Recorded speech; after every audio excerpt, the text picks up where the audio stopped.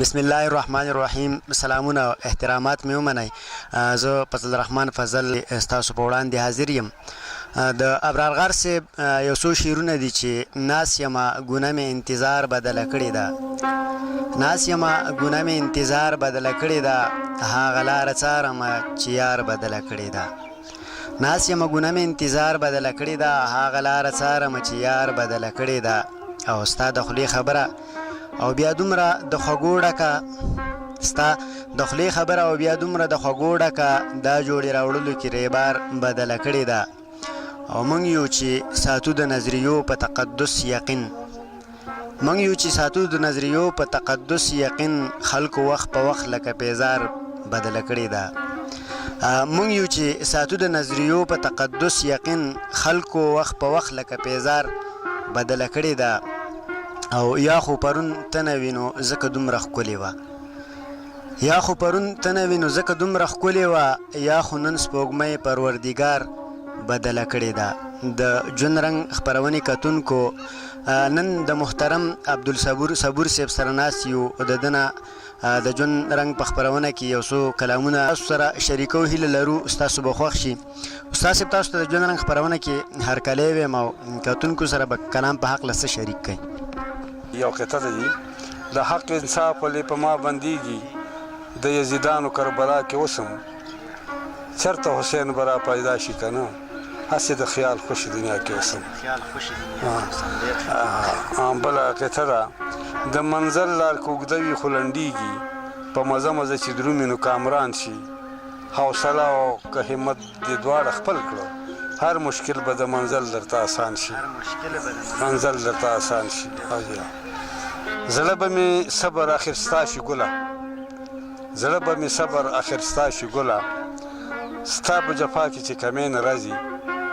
زړه به مې صبر شي صبر آخر ستا شي ګله، ستا په جفا کې چې کمی نه راځي،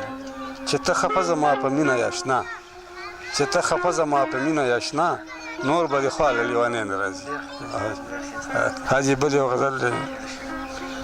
زړه مې درزېږي دا د چا کوڅه ده، زړه مې درزېږي دا د چا کوڅه ده، راته ښکارېږي د اشنا کوڅه ده، قدم په خپله ټکنی غوندې شو، قدم په خپله ټکنی غوندې شو، زړه مې بایللی پکې دا کوڅه ده، په څو څو واره ترې رټلی راغلم،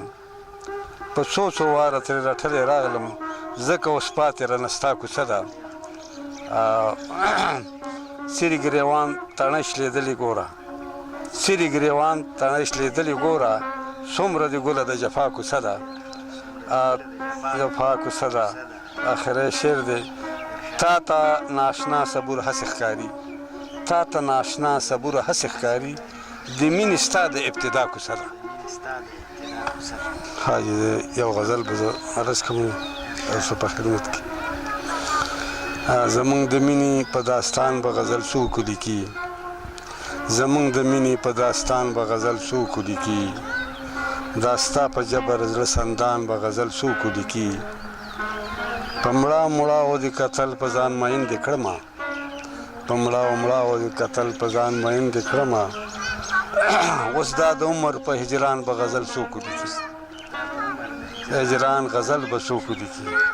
لاړم په مینه کې اشنا د لیونی شومه زه، په سر سر تور سري ګریوان به غزل څوک لیکي، ما دې په مینه کې سپرلي خو لا لیدلي نه وو، ما دې په مینه کې سپرلي خو لا لیدلي نه وو، دا په بې وخته دې خزان به غزل څوک لیکي، مینه کې ټوله رسایي شوه د صبر په برخه، په دې رسوا د ټول جهان به غزل څوک لیکي. ای ګله پرون نه وي، ای ګله پرون نه وي ستا مې لارې څه کولې، هر څه بدل بدل و فضاګانې وې بدلې، ای ګله پرون نه وي ستا مې لارې څه کولې، هر څه بدل بدل و فضاګانې وې بدلې، ته چې پرون نه وې دا په حال مې خدای خبرو، دا ته چې پرون نه وې دا ته چې پرون نه وې دا په حال مې خدای خبرو، په شان د لیونو مې د یو بل نه تپوسلې، تشو ګله پاتې تا خو هېڅ ویلي نه وو، تشو ګله پاتې تا خو هېڅ ویلي نه وو، ځکه اوښکې د فراق مې پرې ګریوان را څڅېدلې، ما کړې اراده وه چې نن ځم د یار تپوس له، ډېر شکر د الله چې صحتیاب مې ولیدلې،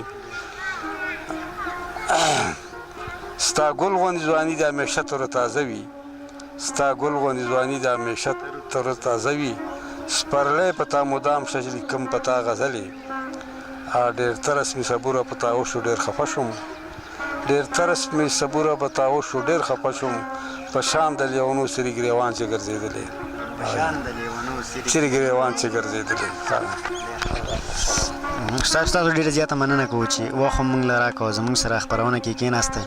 الله پاک دې تاسو له عمر راکړي چې نور هم د پښتو د ادب خدمت وکړئ